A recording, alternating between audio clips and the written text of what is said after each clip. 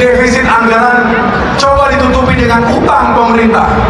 Dalam 8 tahun terakhir ini, kenaikan utang pemerintah mencapai 3 kali lipat. Sombong amat. Indonesia sejak dulu kala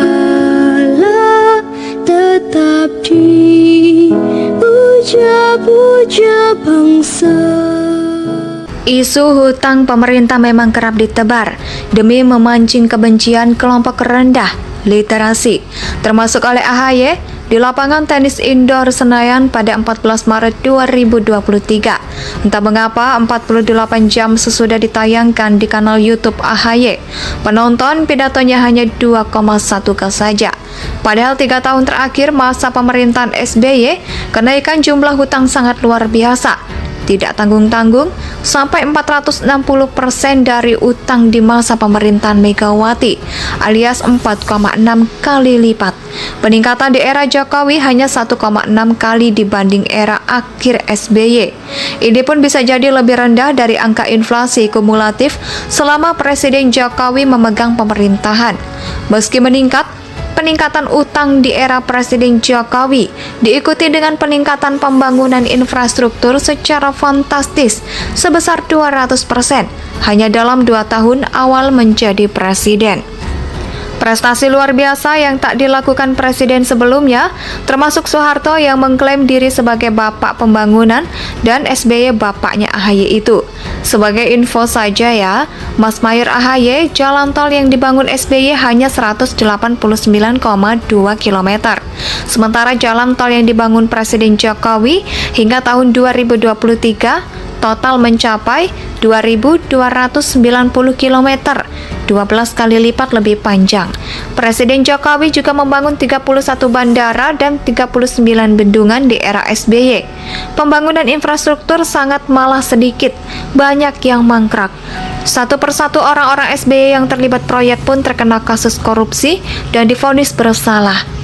Sampai di situ, Kanjeng Den Bagus AHY mau pamer good governance di era bapaknya. Bukan cuma infrastruktur, anggaran kesehatan meningkat hampir 2 kali lipat atau 180%. Yang juga fantastis adalah peningkatan DAK dan dana desa. Kenaikannya sampai 3,5 kali lipat, sehingga penduduk miskin menurun menjadi 15,26 juta pada 2020, turun 14% dalam 5 tahun. Perlindungan sosial mengalami peningkatan terpesat sebesar 8,5 kali lipat. Di masa Presiden Jokowi, peningkatan utang diikuti peningkatan pendapatan negara yang jauh lebih besar. Sampai di sini AHY tentu salah besar bila menganggap pembangunan di era Jokowi tidak menyentuh kehidupan wong cilik.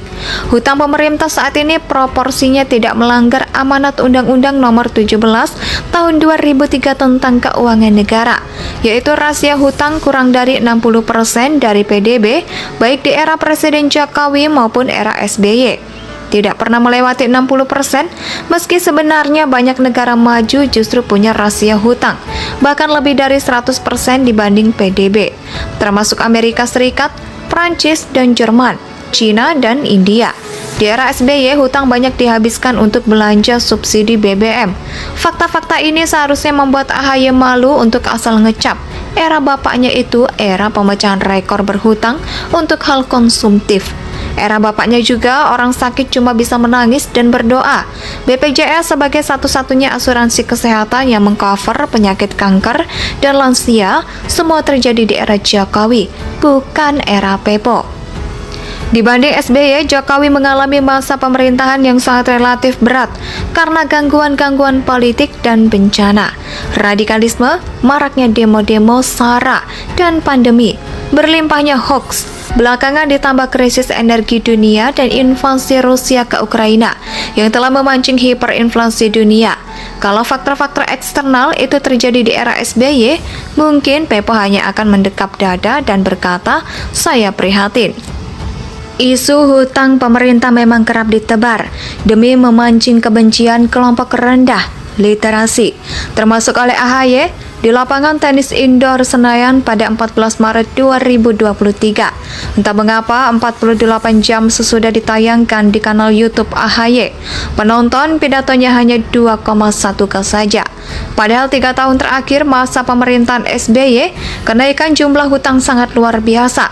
Tidak tanggung-tanggung, sampai 460% dari utang di masa pemerintahan Megawati, alias 4,6 kali lipat.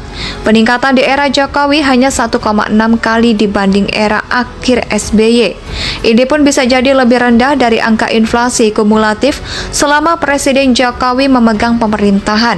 Meski meningkat, peningkatan utang di era Presiden Jokowi diikuti dengan peningkatan pembangunan infrastruktur secara fantastis sebesar 200% hanya dalam 2 tahun awal menjadi presiden.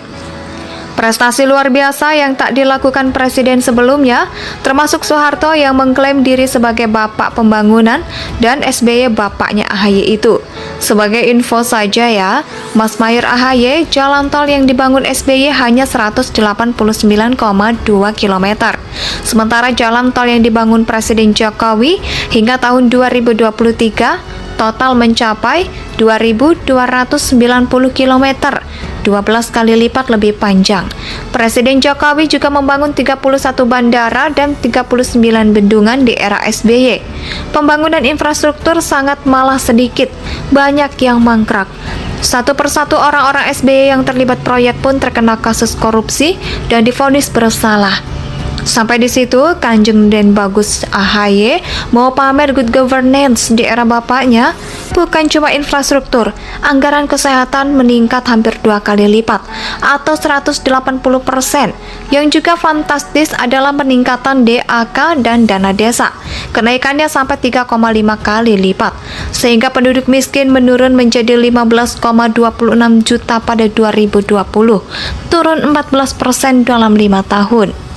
Perlindungan sosial mengalami peningkatan terpesat sebesar 8,5 kali lipat. Di masa Presiden Jokowi, peningkatan utang diikuti peningkatan pendapatan negara yang jauh lebih besar. Sampai di sini AHY tentu salah besar bila menganggap pembangunan di era Jokowi tidak menyentuh kehidupan wong cilik. Hutang pemerintah saat ini proporsinya tidak melanggar amanat Undang-Undang Nomor 17 Tahun 2003 tentang Keuangan Negara, yaitu rasio hutang kurang dari 60% dari PDB baik di era Presiden Jokowi maupun era SBY. Tidak pernah melewati 60%, meski sebenarnya banyak negara maju justru punya rasio hutang, bahkan lebih dari 100% dibanding PDB, termasuk Amerika Serikat, Prancis, dan Jerman, Cina, dan India. Di era SBY, hutang banyak dihabiskan untuk belanja subsidi BBM. Fakta-fakta Indonesia tanah air beta pusaka abadi nan jaya.